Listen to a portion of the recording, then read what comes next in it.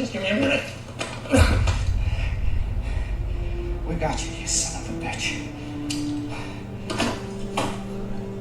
Go on. You do like to play things pretty close to the chest. We got him, Harvey. Mr. Dad!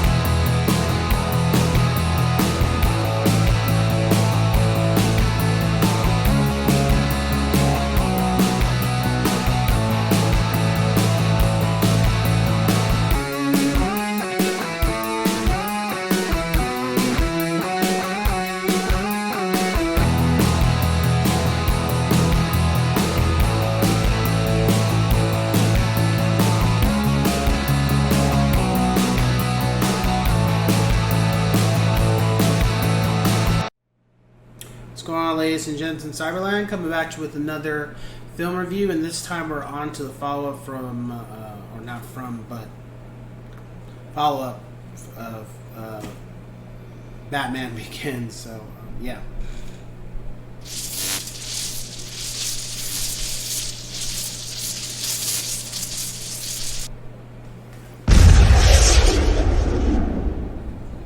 The Dark Knight. So after the success of Batman Begins, and especially how the film ended, the calling card, everybody was excited. Everybody was looking forward to how is this going to go. We all wanted to know.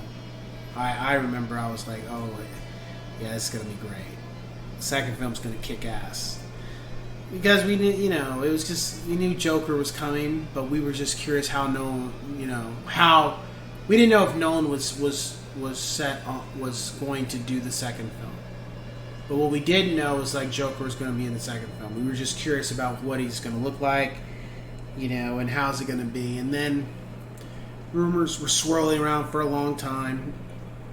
And then finally, when the casting started showing up, people kind of fucking blew their lid, they fucking flipped out. I personally didn't have anything bad to say. I was just like, I don't have anything to say until I see what I see. Because to me, I didn't have any qualms with about Heath Ledger. A lot of people did. But then people, the internet's in full swing at this point, and people made a good point. They're like, you same stupid motherfuckers complained about Michael Keaton being Batman too, and look how that turned out. So it's kind of was like, shut the fuck up. When we start seeing a trailer, when we start seeing a film, then you got something to say, but otherwise, shut the fuck up. And I had to agree with that because, and of course, I didn't even know about all the backlash that Michael Keaton got from the original Batman because people were flipping out about that. But yeah, it's just like, and then people, well, there's only one Joker, that's Jack Nicholson. I'm like, bullshit. So you mean to tell me, like, Jack Nicholson is not the Joker. Jack Nicholson is an actor who played the Joker. Joker's been around since the 1930s, actually. And when was Jack Nicholson born? It's like, shut the fuck up. And truth be told, for those watching, the Joker that the original Joker in the comics was not what the Joker ended up becoming to this day. He was a thief. That's all he did.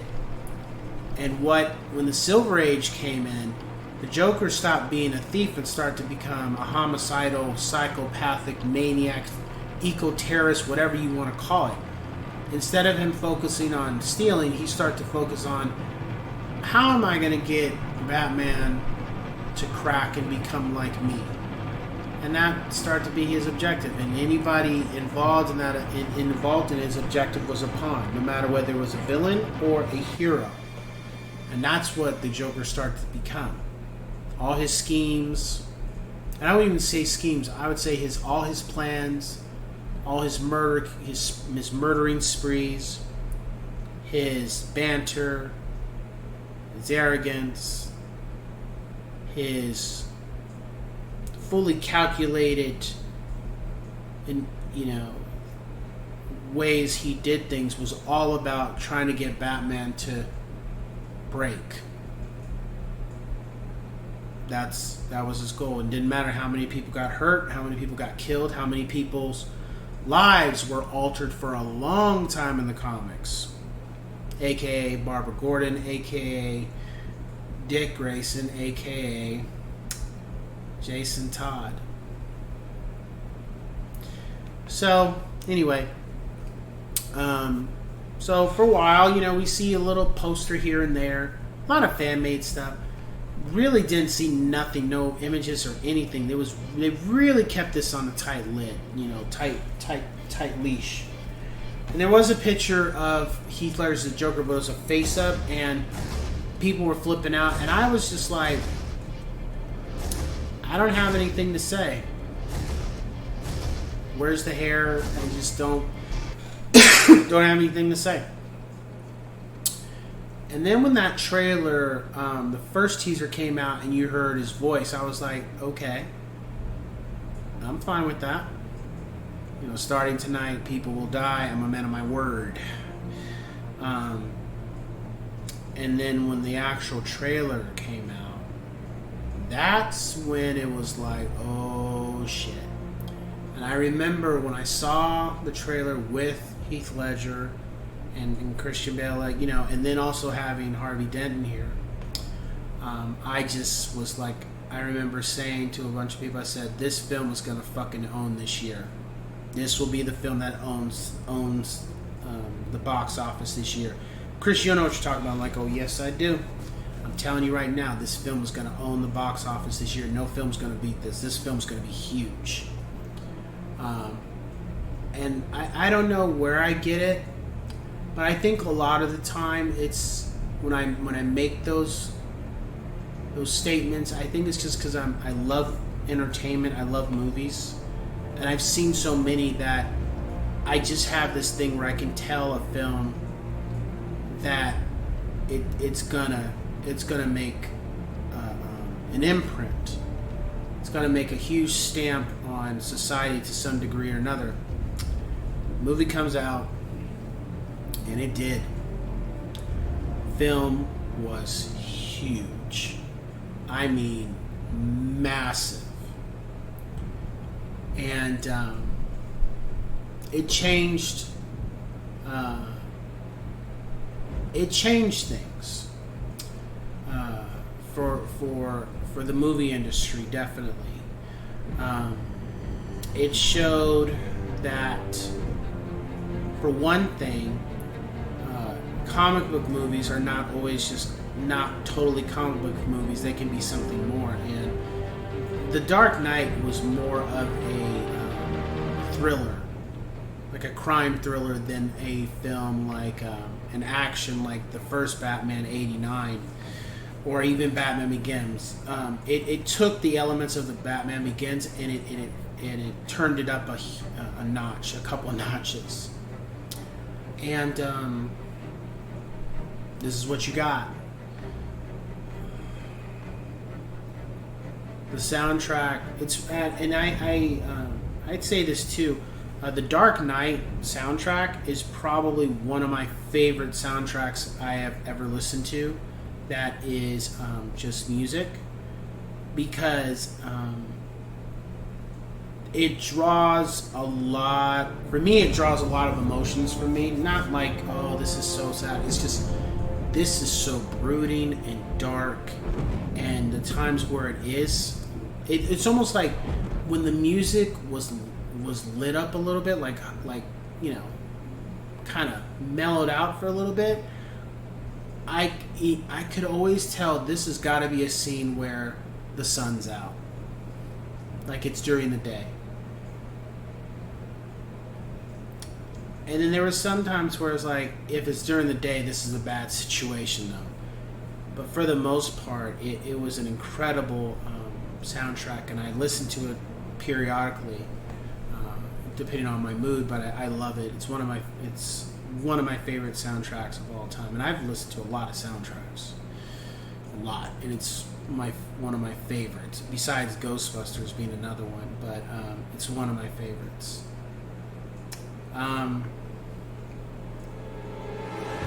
And then you watch, you see the film, and you just, it never let up. It never let up. It starts in with our arch villain making his entrance and doing some foul behavior, and it never lets up throughout the whole film. And one thing that Nolan glad he did was that the source material for the Joker was great. He used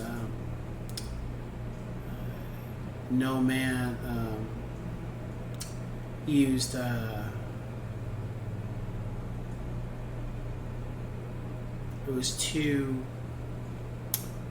The Killing Joke, and I believe the other one was The Man Who Laughs Last. I think that's what it's called. But remember the cover? It's Joker with he has a card. He's just but those I read both of those comics, and I could see they pulled a lot from that, and they did a good job with what they were trying to do with that material. It turned out great. We don't know the Joker's backstory. We just know he makes up one. We don't know. There's no information on who he is and what he was. Is his hair color the way it is because of the acid? Did he fall into in chemicals, or is this because he just chooses to do it? Like, it's never stated. It's just so those things were important, and also the damage that he caused throughout Gotham and with the citizens too. That was pretty well written and done.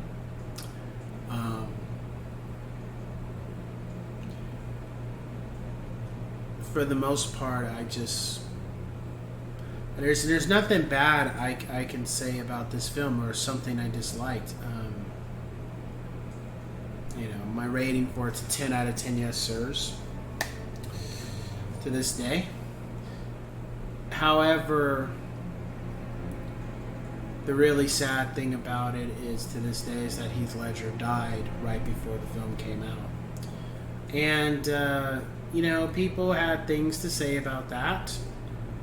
However, and I'm not speaking ill will towards him or his family, but I remember reading an article before the film dropped, and Heath said what he had to do to prepare to get this role the way he needed it to be. And he cut himself off from civilization for a certain amount of months, trying to craft the character and get in that headspace. And the things he was reading at the time, he documented. I think all this stuff was documented. I always felt that certain characters of Batman's rogues are need to be taken very seriously. Out of all the DC characters that have been written over the years, I've always felt that the Rogues Gallery, when it's always felt to me like they're not. People think these characters are just comic characters and don't understand that these characters are based off of real serial killers, real psychopaths, real people that are locked in mental institutions and are never getting out. And you have to keep in mind that the appearance of when Mr. Freeze first showed up in the comic is not who Mr. Freeze is now. And Mr. Freeze, for example, is a 40-year-old character. Older than that, more than likely. I'm just guesstimating. So, how much of his psychosis, how much of that over the years, where has that information been pulled from? Where has his characters or his character traits been updated, and where, and examples of that from who? Because these characters they're not just made out of thin air almost entirely when it comes to their behaviors. Certain things in our society kind of help, improve these characters. Mr. Freeze, for example, as I said about Joker, what he was originally written as and what he is now is nowhere near in the same spots. Clayface, Two-Face, definitely, Calendar Man, and especially Riddler. You look at all these things, and I think when this film was being done, I don't think anybody. I'm speculating, but I just don't think it. I don't think the mental health was being taken very seriously on the set when it came to these characters. And people say, well, that's it's just a comic book. I'm like, you don't understand. Look at the character traits of these villains and what they do. And now you're getting somebody who doesn't exhibit these type of behaviors to play this and to do it not only well, but almost stay in character like that for months. That's pretty extreme, and I'd say very dangerous. And I think that took a toll on Heath Ledger. And to this day, I've always felt that way. So much so that for some reason people would now start saying, oh, if anybody plays the Joker, they're going to die or they're not going to live. And I'm just like, you're not understanding. It's not the Joker that's the problem. It's the character traits. Because you can change the character traits of the Joker to make him less menacing, less scary, less whatever you're going for. But when you are, because there's been different types of eras of how the Joker's personality has been throughout the last 50 decades, really. But you have to, I think the mistake was made with this film is that it wasn't taken seriously. Because people think it was just a comic character, and they don't realize that, hey, these traits are pulled from real serial killers. Ted Bundy, John Wayne Gacy,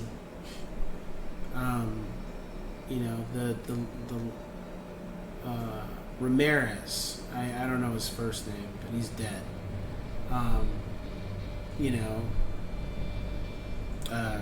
Fucking Jeffrey Dahmer, Charles Manson, Ed Gaines. I believe I think that's another one. Let's not even get Murder Incorporated. I mean, all these incidents of these people, and I'm only naming a lot of these are serial killers in the United States. I'm not even naming the ones that are in other states. So, the documentaries written about these people, the trials, the carnage that they committed, the families that they've ruined, the damage they've done to society, all these things, at some point or another, elements of these people are being pulled and put into these comic characters. It's not being stated literally, but wait a minute, that's a very similar trait to this person. That's a similar trait to this person. And now you got somebody now trying to bring a character which is in a comic who isn't real. You got somebody now pulling those traits and trying to bring that to life. It's different if you're a superhero to an extent, but now you're somebody who just wants to watch the world burn type person. And then you have that mindset for hours, days, weeks. And all of a sudden, the film is done, and now you're just supposed to go back to being who you were before you were acting out all this stuff for months. All this studying you did to get the character down, to be able to make it work on screen. Now all of a sudden you're supposed to go back to that. And I don't mean to continue to go on and on. I'm just trying to, for those watching, just to understand that, and not just with Batman, but some characters that actors and actresses take on, they can have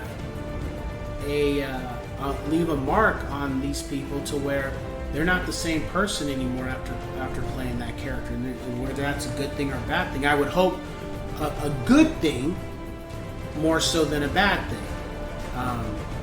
And I just think, like, this film broke records. It was an amazing film, and it changed a lot of things moving forward. But at the same time, I feel it's a warning that, you know, when you guys are going to utilize characters from Batman's Rogues Gallery, you need to make sure that not only can this actor or actress pull it off, but they also understand and have a respect for what they're doing, and understand that, hey, we shot what we shot, but you need to go talk to somebody. We need to make sure you're still psychologically okay to continue to work, to continue to live, because these characters, the Batman's Rogue Gallery, there's nothing respectable in it at all, and there's nothing remarkable, and there's nothing pleasant about these people. And you're now playing one of them on screen for months, or trying to get that projected on screen for an audience at a later point, and you're doing it for months and months. So I just think that I think if things probably would have been taken more seriously with Heath, with what he was doing, maybe he might have still been here, even though it was a drug overdose. But I don't know. I always felt like the stuff he was doing for this role just it's to this day it's still it's bothersome, because he's so young and shouldn't have went out like that. So yeah, I would just say, you know, it's a film. If you liked Batman Begins, you'll like The Dark Knight, and I think you'll be impressed at what you see. With that being said, I will catch you guys on the next one. Take care.